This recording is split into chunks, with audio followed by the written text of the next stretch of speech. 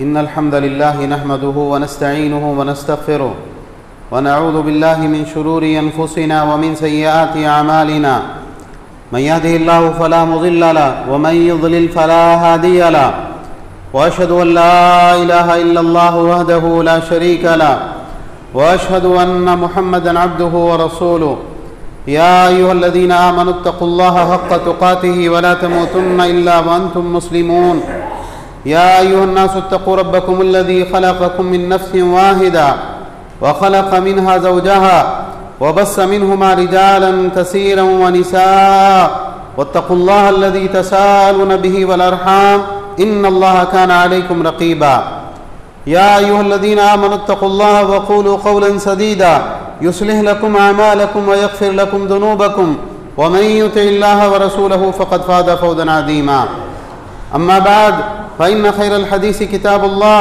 व खैरुल हदी हदी मुहम्मदिन सल्लल्लाहु अलैहि व अला आलिहि व सल्लम व शर्रुल उमूरि मुहदसातुहा व कुल्लु मुहदसतिन बिदअ व कुल्लु बिदअतिन ज़लाला व कुल्लु ज़लालतिन फ़िन्नार क़ाल सुब्हानहु व तआला व युसिरून अला अनफुसिहिम वलौ कान बिहिम ख़सासा व मन युक़ शुह्ह नफ़्सिहि फ़उलाइका हुमुल मुफ़्लिहून।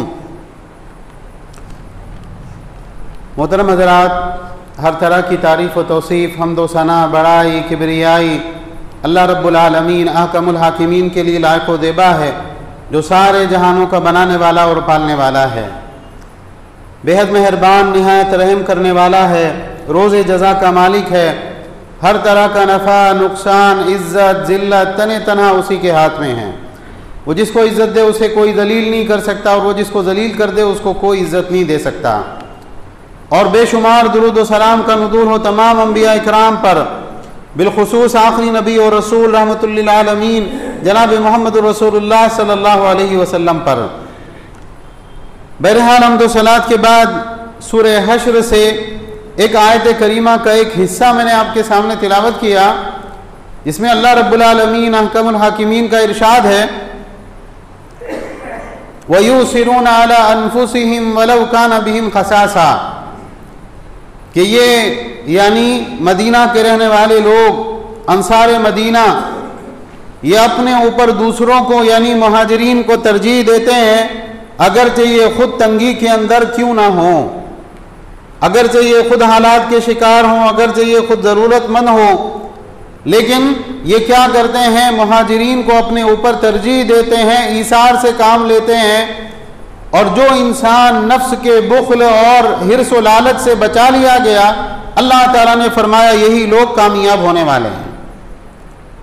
ये सूरह हश्र की आयत करीमा है, आयत नंबर 9, और इसमें अल्लाह सुब्हानहु व तआला ने मदीना के रहने वाले अंसार मदीना की तारीफ़ की और उनके जज्बे की जो है मदा की है अल्लाह रब्बुल आलमीन ने, कि ये कितने अच्छे और पाकीज़ा लोग हैं। देखिए, अल्लाह के नबी सल्लल्लाहु अलैहि वसल्लम ने जब मक्का से मदीना हिजरत की, और अल्लाह के नबी सल्लल्लाहु अलैहि वसल्लम की आमद से पहले मदीना के अंदर बहुत से लोग मुसलमान हो चुके थे, और मक्का में मुसलमानों को बहुत परेशान किया जा रहा था, सताया जा रहा था। तो अल्लाह के नबी सल्लल्लाहु अलैहि वसल्लम ने मक्का में रहने वाले मुसलमानों को आम तौर से कहा कि यसरिब की तरफ, जो ज़माने में यसरिब कहलाता था, मदीना की तरफ हिजरत करना है। तो बहुत से लोग अल्लाह के नबी सल्लल्लाहु अलैहि वसल्लम की आमद से पहले हिजरत करके मदीना गए, और बहुत से लोग अल्लाह के नबी सल्लल्लाहु अलैहि वसल्लम के साथ में आए, और बहुत से लोग अल्लाह के नबी सल्लल्लाहु अलैहि वसल्लम की आमद के बाद मदीना तशरीफ़ लाए। अच्छा, ये लोग जो हिजरत करके मदीना आ रहे थे मक्का को छोड़कर, ये किस कंडीशन में आ रहे थे? कोई पैसा नहीं, कोई घर का सामान नहीं, कोई जो है ज़रूरियात ज़िंदगी नहीं, कारोबार का कोई ठिकाना नहीं, मुलाजिमत का कोई ठिकाना नहीं, बिल्कुल खाली हाथ अपने बदन के कपड़ों के साथ में ये लोग मक्का को छोड़कर मदीना तशरीफ़ लाए।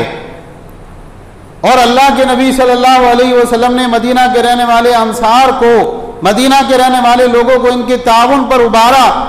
तो उन लोगों ने क्या किया, उन लोगों ने इनको ठिकाना दिया, रहने के लिए घर दिए, और काम काज के लिए उनकी मुलाजिमत का इंतज़ाम किया, कारोबार का इंतज़ाम किया।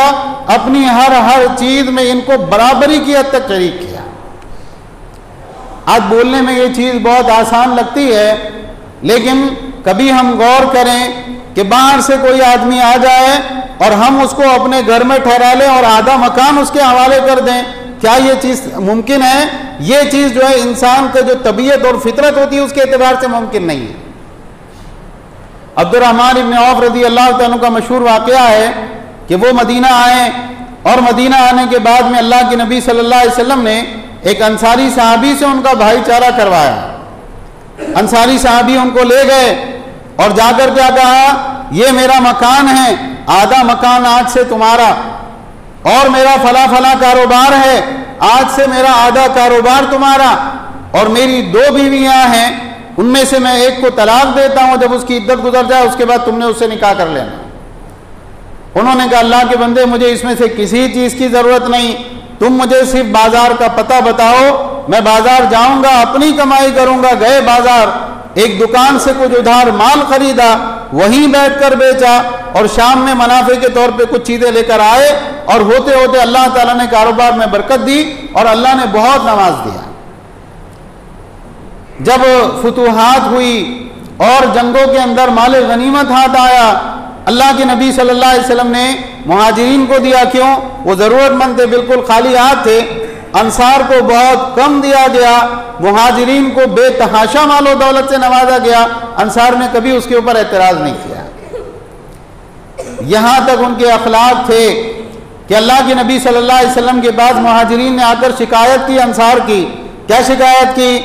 कहा अल्लाह के नबी, हमें तो ऐसा लगता है कि हम जो भी इबादत करते हैं, जो भी नेकियां करते हैं, सबका सवाब इन्हीं को मिल जाएगा, क्योंकि जब इनके पास में माल कम होता है तब भी इनसे ज्यादा हमारी दिलजोई करने वाला कोई नहीं, और जब अल्लाह इनको मालो दौलत से नवाजता है तो हम पर इनसे ज्यादा माल खर्च करने वाला कोई नहीं, बेतहाशा हमारे ऊपर माल खर्च करते हैं।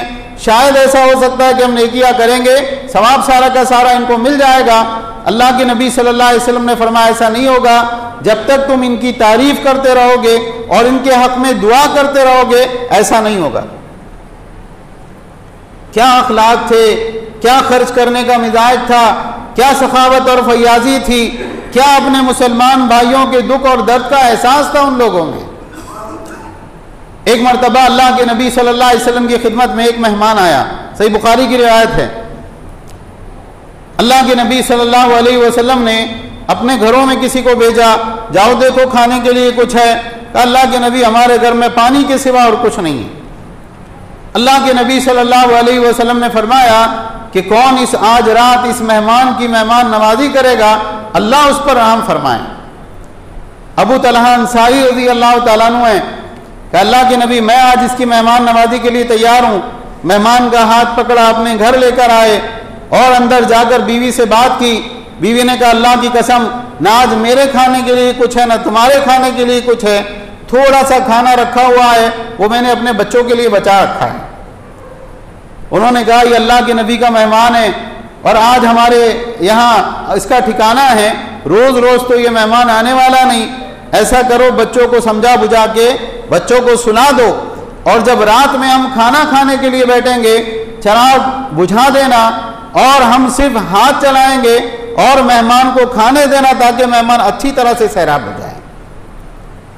आज हमारा दौर होता तो घर में जो खातून होती वो 10 तरह से झगड़ती कि भाई आप मेहमान को लेके आ गए, हमारे घर में तो हमारे अपने खाने के लाले पड़े हैं और आप दूसरे मेहमानों की मेहमान नवाजी करते फिर रहे हैं। क्या अल्लाह की बंदी थी, उसने ऐसा ही किया, बच्चों को सुला दिया और उसके बाद में दोनों मियाँ बीवी बैठे और चना गुल कर दिया गया और दोनों सिर्फ अपने हाथ उठा के मुंह तक लाते रहे।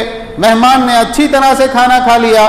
जब सुबह में अल्लाह के नबी सल्लल्लाहु अलैहि वसल्लम की खिदमत में हाजिर हुए, अल्लाह के नबी सल्लल्लाहु अलैहि वसल्लम ने फरमाया कि लक़द अजिब अल्लाहु अज़्ज़ा व जल औ ज़हीका मिन फुलानिन व फुलानतिन, अल्लाह ताला ने एक जोड़े के जो है ऊपर बहुत ताज्जुब किया। या आप सल्लल्लाहु अलैहि वसल्लम ने फरमाया अल्लाह तुम मियाँ बीवी के ऊपर हंसा कि कैसे अल्लाह के बंदे हैं, कैसे नेक लोग हैं, क्या इनके अंदर सखावत और इसार का जज्बा है। और उसके बाद में आयत करीमा नाजिल हुई कि अपने ऊपर दूसरों को तरजीह देते हैं, अगरचे ये खुद ज़रूरतमंद होते हैं लेकिन खुद फ़क्र व फाके को बर्दाश्त कर लेते हैं और दूसरे को पेट भर के खिलाते हैं। ये इस्लाम का मिजाज है।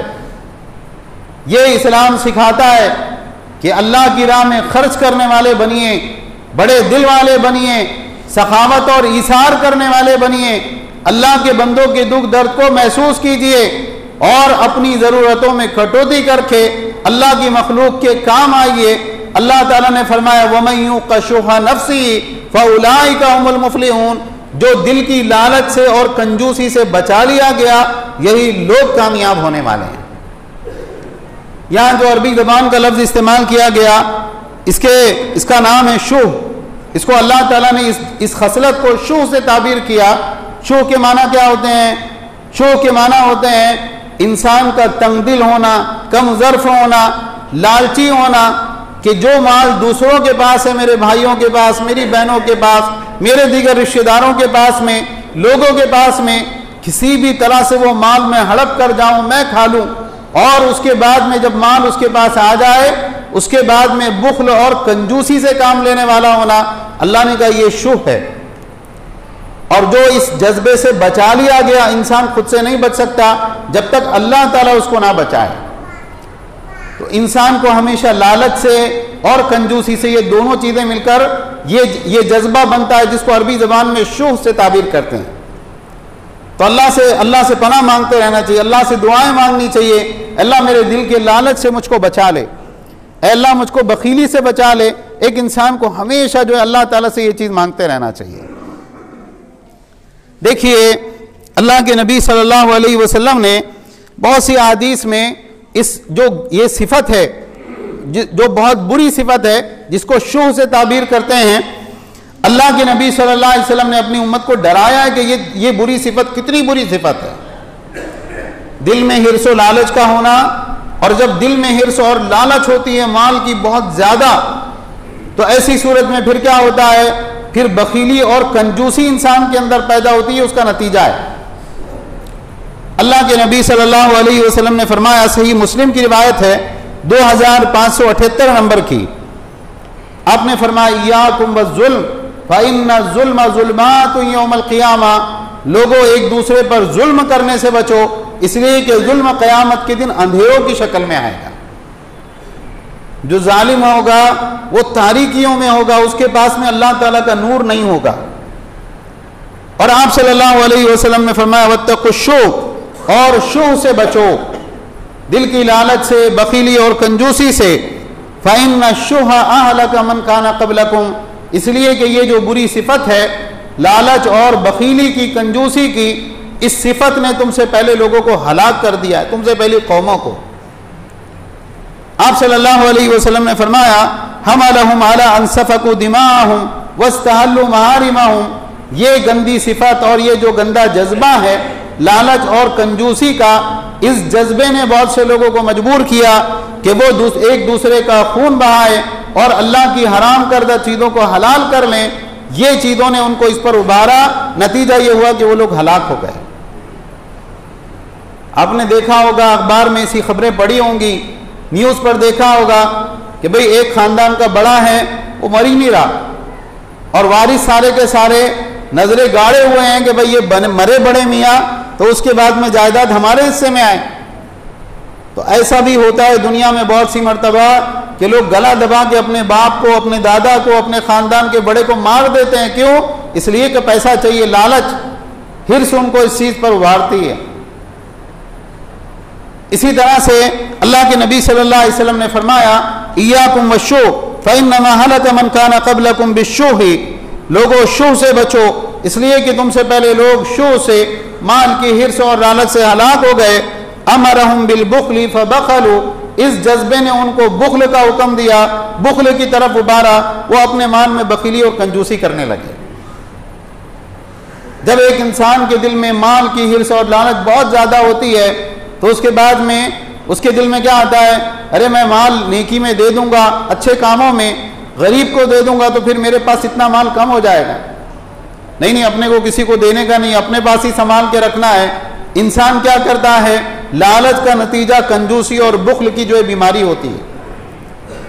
और अल्लाह के नबी सल्लल्लाहु अलैहि वसल्लम ने फरमाया, अदबुल मुफरद की सही रिवायत है कि अय्युदाइन अदवा मिनल बुखली, कौन सी बीमारी बुख्ल से बड़ी हो सकती है।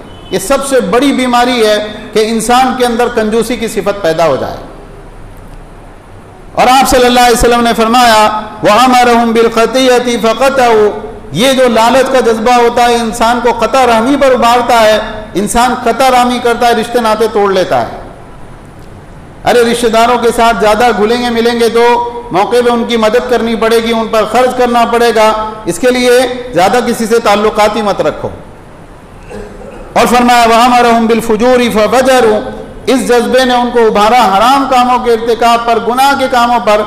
उन्होंने गुनाहों के कामों का इर्तिकाब किया कि भाई ठीक है, सूद के जरिए से पैसे बढ़ेंगे और ज़्यादा पैसे आएंगे, ठीक है, अपना पैसा बैंक के अंदर डाल दो और उसको सूद खाते रहो।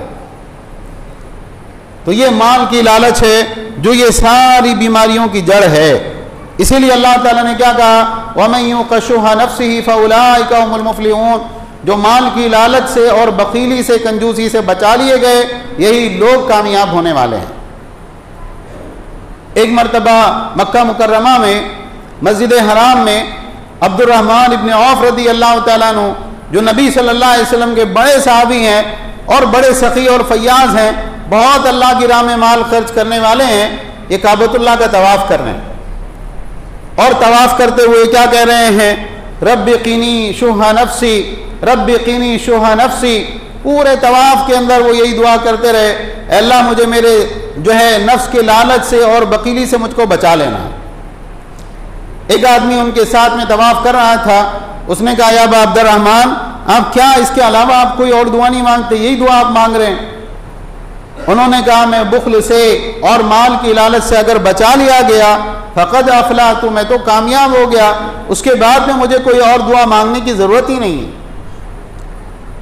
इसी तरह से आप देखें तो ये सारे नसूस हैं। अब आप देखें, हम में से हर एक शख्स अपना एहतिसाब करे, क्या हमारे अंदर माल की लालच मौजूद है? अगर आप सोसाइटी को देखें, मुआशरे को देखें, लोगों के आम मिजाज को देखें, जो चीज़ें हम रोज़मर्रा की ज़िंदगी में मुशाहिदा कर रहे हैं, आज मुसलमानों की अक्सरियत इसी बीमारी के अंदर मुब्तला है, जिसे अल्लाह के नबी सल्लल्लाहु अलैहि वसल्लम ने मना किया।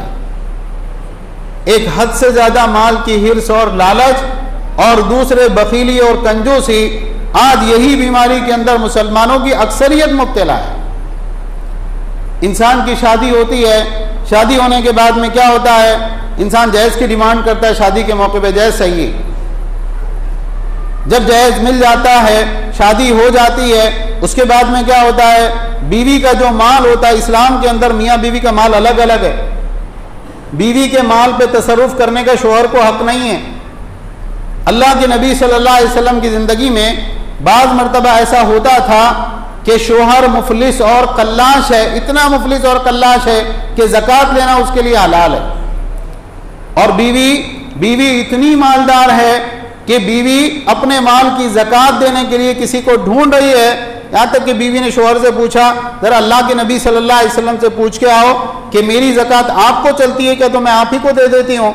शोहर को शर्म आई, बीवी ने खुद आकर पूछा और उसके बाद में अपने माल की ज़कात अपने शोहर को दी। तो बीवी का माल अलग होता है, शोहर का माल अलग होता है। लेकिन हमारे मुआशरे में क्या होता है कि भाई औरतों के इनफरादी, उनके अपने माल का कोई तसव्वुर ही नहीं है। या तो शोहर कब्जा कर लेता है या ससुराल वाले कब्जा कर लेते हैं कि लाओ तुम्हारे जेवर कहाँ हैं, लॉकर में रखेंगे। तुम्हें हक नहीं है इस माल को हाथ लगाने का, अपने सोने चांदी को हाथ लगाने का। अगर बीवी कमाती है तो बीवी की पूरी तनख्वाह के ऊपर शोहर कब्जा कर लेता, उसको 1 रुपए को हाथ नहीं लगाने देता।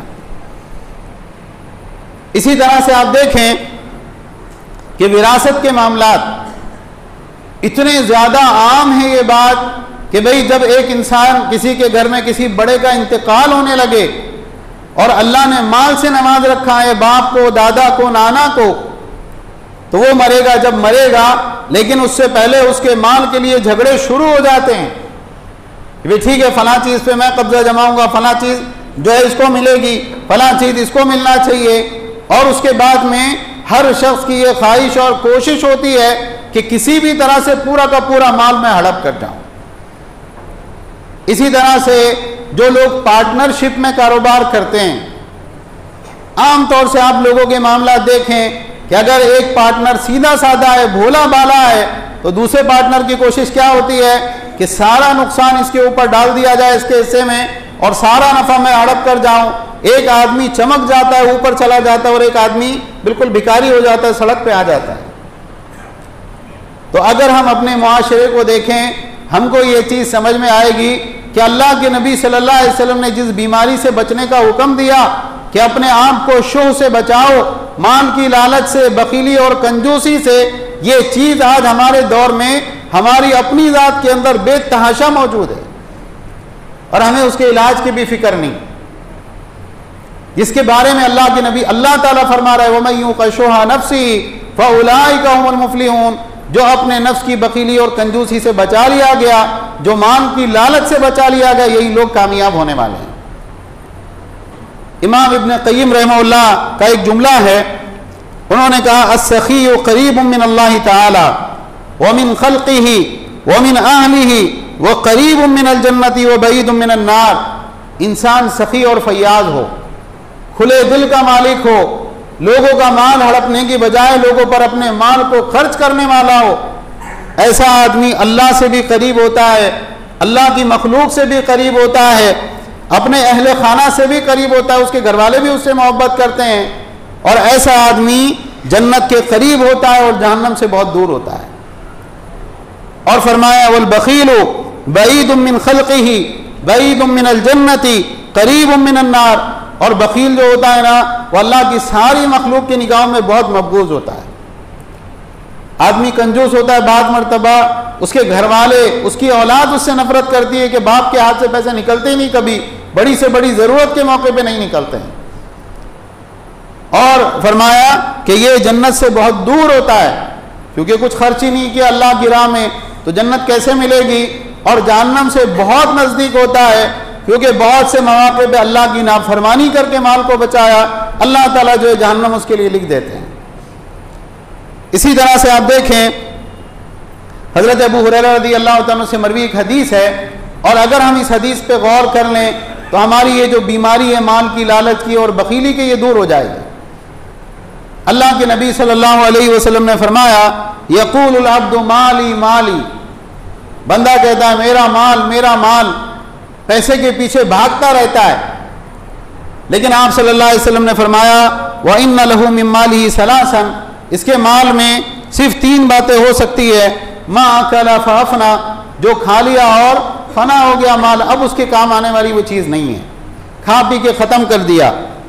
वलबिसा फअबला, और पहनकर उस माल को बोसीदा कर दिया, कपड़े बनाए और कुछ दिन अच्छे रहे, उसके बाद में बोसीदा और पुराने हो गए, ये इसका माल ख़त्म हो गया। और फरमाया वह आता फाकना, या अल्लाह की राह में उसको दे दिया और उसके बाद में उस माल को महफूज कर लिया, अब ये माल हमेशा इसके काम आता रहेगा। वमा सिवा ज़ालिका फहुवा ज़ाहिबुन व तारिकुहु लिन्नास, इसके सिवा जो कुछ भी है ये माल छोड़ के जाने वाला है और लोगों के हिस्से में वो माल आने वाला है। इस हदीस में हम गौर करें कि अल्लाह के नबी सल्लल्लाहु अलैहि वसल्लम ने कितनी वजाहत के साथ ये बात हमको समझाई है। मेरे पैसे मेरा माल, बहुत आपने जखेरा कर लिया माल का, तिजोरियां भर ली, बैंक बैलेंस आपका ऊपर तक चला गया, क्या होने वाला है उस माल का। आपने खा लिया, ठीक है, थोड़ा फायदा आपको मिल गया, पहन लिया, ओढ़ लिया, चीजें खरीद ली, उससे फायदा उठा लिया, ठीक है, थोड़ा फायदा हो गया, अब उसके बाद में उस माल का मामला खत्म हो गया, अब वो माल आपके कोई काम आने वाला नहीं। या फिर आपने अल्लाह की राह में दिया, मस्जिद में दिया, मदरसे में दिया, गरीब और मिस्कीन मुसलमान पे खर्च किया, बीमार की जो है इलाज के सिलसिले में आपने उसकी मदद की, किसी बेघर का घर बना के दिया, ये माल आपके दुनिया में भी काम आने वाला है, आखिरत में भी काम आने वाला है। और इसके सिवा जो जखेरा करके आप रख रहे हैं ना, वो आपका माल तो है ही नहीं। आप कहते हैं आपका माल है, मरने के बाद में फिर आपके साथ आपकी कब्र में जाना चाहिए, कब्र पे तो नहीं जाएगा, किसके पास जाएगा, वारिसों के हाथ में जाएगा, और इंसान क़यामत के दिन अफसोस करेगा अरे ये क्या है, ये 10 लाख रुपए फला शख्स ने मस्जिद में दिए थे, कमाया किसने था? कमाया तो मैंने था, लेकिन मैं अपने वारिसों के हक में छोड़ के चला गया और उसके बाद में मेरे वारिस ने इस माल से नेकी का काम किया, उसके हिस्से में नेकी आ गई, मेरे हिस्से में कुछ भी नहीं आया। हिसाब मुझको देना पड़ा और नेकी कमाई किसने? उस शख्स ने। बहरहाल बहुत ज़रूरी है कि हम अल्लाह की राह में खर्च करने वाले बने, बखीली से, कंजूसी से अपने आप को बचाएं, अल्लाह के वादों पर यकीन रखें। और एक मोमिन जो होता है वो हर हाल में अल्लाह की राह में खर्च करने वाला होता है।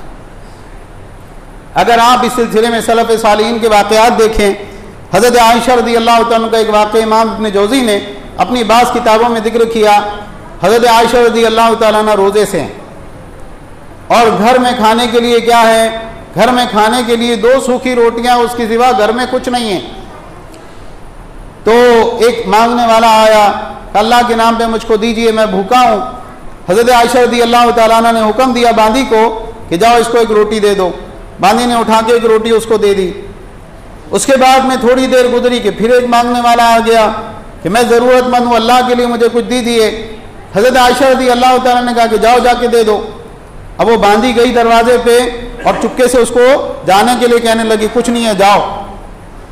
तो आयशा रज़ी अल्लाह तआला ने उसको पर्दे के पीछे से डांटा कि एक रोटी रखी है ना, वो रोटी उठा के उसको दो। तो बांदी ने कहा, अम्मी जान रोज़ा से हैं और शाम में खाने के लिए कुछ नहीं है, इफ्तार कैसे करेंगे? तो मैं बोल रही हूँ ना, दो उसको उठा के। उस बांदी ने वो रोटी उठाकर भी उसको दे दी। थोड़ी देर गुजरी थी कि किसी ने दरवाज़ा खटखटाया और बांदी ने आकर कहा कि फला कबीले का गुलाम है। कहा अंदर ले आओ उसको, क्या लेके आया है? इसलिए कि गुलाम से पर्दा नहीं है। अब वो बड़ा खान सजा के उसके अंदर भुनी हुई बकरी और बहुत सी रोटियां और बहुत कुछ खाने पीने का सामान लेके उसने लाकर जो है घर के अंदर ला के रखा। हज़रत आयशा रज़ी अल्लाह तआला ने बांदी को बुला के पूछा, अच्छा बताओ वो 2 सूखी रोटियां अच्छी थी या ये खाना अच्छा है? गिन जरा इसके अंदर कितने नान हैं। और कहा कि इस कबीले वालों ने, इस खानदान वालों ने इससे पहले कभी हमारे यहाँ दिया नहीं भेजा, ये पहली बार है कि उनके यहाँ से आया है, ये अल्लाह ताला की तरफ से इस सदक़े का इनाम है। इमाम मोहम्मद इब्न बज़्ज़ाह एक बहुत बड़े मुहद्दिस गुजरे हैं, हदीस का हल्का लगा हुआ है और लोग अपने शागिर्दों को हदीस कलमबंद करा रहे हैं, पढ़ा रहे हैं। एक आदमी पढ़ के उनको सुना रहा है। एक आदमी भागता हुआ आया, कहा आप यहाँ पे बैठे, आपको मालूम है वहां पे क्या हुआ? कहा क्या हुआ? कहा आपका छोटा बेटा खेल रहा था और बैलगाड़ी जो है उसके ऊपर से चली गई, उसको कुचल के। उनका अच्छा। और उसके बाद में अपने शागिर्दों को पढ़ाना जारी रखा। कहा हाँ भाई कहाँ थे सबक पे, जरा चलो पढ़ो। वो आदमी ताज्जुब के साथ इनको देखने लगा कि मैं हादिसे की बात कर रहा हूँ, इनके दिल में जरा सा भी तगय्युर नहीं हुआ। उतने में उधर से एक दूसरा आदमी आया, कहा नहीं नहीं बात यह है कि वो गाड़ी उस तक पहुंची थी और जैसे ही उस बच्चे के कपड़ों को गाड़ी ने छुआ, गाड़ी वहीं के वहीं रुक गई। उन्होंने कहा अल्हम्दुलिल्लाह। और कहा जानते हो ये क्यों हुआ? आज सुबह में मैंने अपने बच्चे को, एक गरीब को रोटी का टुकड़ा देते हुए देखा था। जब मैंने उसको देखा मैंने यकीन कर लिया कि आज शाम तक इसको कोई बला नहीं पहुंच सकती। और कहा जानते हो मेरे इस यकीन करने की वजह क्या है? कहा मैंने अल्लाह के नबी सल्लल्लाहु अलैहि वसल्लम की हदीस पढ़ी है कि इन्नल्लाह ला यदफउ अनिल अब्दिल मैतत सू बिस्सदक़ति यतसद्दक़ु बिहा। अल्लाह ताला बंदे को बुरी मौत से बचा लेते हैं उसके उस सदक़े की वजह से जो उसने अल्लाह की राह में किया।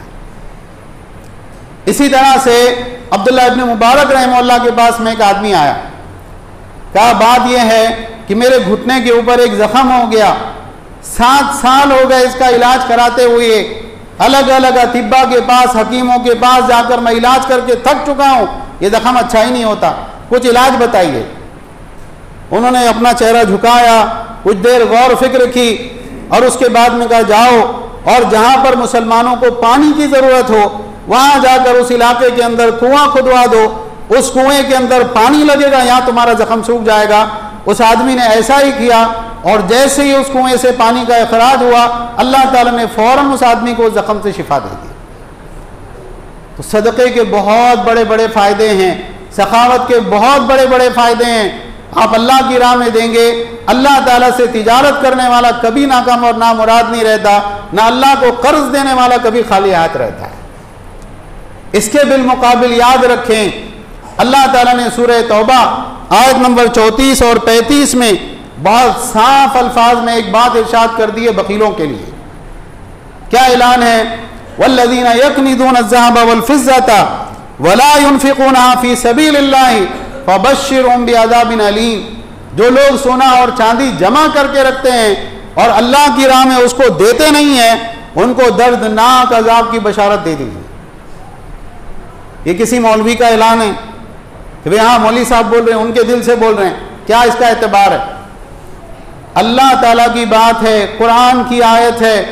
और क्या इरशाद है? जो लोग सोने और चांदी के खजाने बना के रखते हैं, अल्लाह की राह में खर्च नहीं करते, उनको दर्दनाक अजाब की बशारत दे दीजिए। अल्लाह ताला ने फरमाया यौम युहमा अलैहा फी नारी जहन्नमा, जिस दिन उनका सोना और चांदी जहन्नम की आग में तपाया जाएगा, फतुकवा बिहा जिबाहुहुम व जुनूबुहुम व दुहूरुहुम, और उसके जरिए उनकी पेशानियों को, उनके पहलुओं को और उनकी पीठों को दागा जाएगा। हाजा मा कनज़्तुम ली अनफुसिकुम फज़ूक़ू मा कुन्तुम तकनिज़ून, ये खजाना है जो तुमने अपने लिए जमा किया था, अब अपने खजाने का मजा चखो। याद रखें, माल अल्लाह ताला की अमानत है, और जो माल अल्लाह ने आपको दे रखा है, मुझे दे रखा है, ये माल अल्लाह ताला ने हमें सिर्फ इसलिए दिया है क्या कि ताकि दुनिया में हम अपनी ज़रूरियात भी पूरी करें और साथ में अल्लाह की मखलूक का भी ख्याल रखें, अल्लाह के घर का ख्याल रखें, दीन की तबलीग नशर व इशाअत में इसको खर्च करें, अल्लाह के घरों की आबादी में इसको खर्च करें, दीनी तालीम के लिए इसको खर्च करें, गरीबों, यतीमों, बेवाओं और मसाकीन पे इसको खर्च करें, अपने गरीब रिश्तेदारों पे उसको खर्च करें। इन्नल्लाह यामुरु बिल अदली वल इहसान व ईताइ दिल कुर्बा, अल्लाह ने हुक्म दिया है रिश्तेदारों के ऊपर माल को खर्च करने का। तो बहुत ज़रूरी है कि हम में से हर एक शख्स अपना मुहासिबा करें, माल की हिर्स और लालच से अपने आप को बचाएं, बखीली और कंजूसी से अपने आप को बचाएं, अल्लाह की राह में सखावत करने वाले बने। हमारे नबी का मामला क्या था? सहाबी कहते हैं अल्लाह के नबी सल्लल्लाहु अलैहि वसल्लम सबसे ज़्यादा लोगों में फैयाज थे, और जब रमज़ान मुबारक का महीना आता, अल्लाह के नबी सल्लल्लाहु अलैहि वसल्लम बहती हवा से ज़्यादा फैयाज हो जाया करते थे। अल्लाह ताला हम सबको अपनी इस्लाह करने की तौफीक अता फरमाएँ। सारी दुनिया के अंदर जहाँ जहाँ मुसलमान परेशान हाल हैं, अल्लाह उनकी परेशानियों को दूर फरमा। जो मुसलमान मकरूद हैं, अल्लाह उनके कर्ज़े अदा फरमा। जो बेरोज़गार हैं, अल्लाह उनको हलाल तय्यब रोज़गार अता फरमा। जो बेनिकाह हैं, अल्लाह उनको मुनासिब जोड़ा अता फरमा। जो बे औलाद है, अल्लाह उनको नेक सही सालिम औलाद अता फरमा। अल्लाह हम सबको दीन की तरफ आने और सच्ची पक्की तौबा की तौफीक अता फरमा। 5 वक्ता नमाजों की पाबंदी की तौफीक अता फरमा। जब तक जिंदा रख, इस्लाम और ईमान पर जिंदा रख, और इस्लाम और ईमान ही की हालत में हमको वफ़ात अता फरमा। आमीन। व आखिरु दावाना अनिल हम्दुलिल्लाहि रब्बिल आलमीन।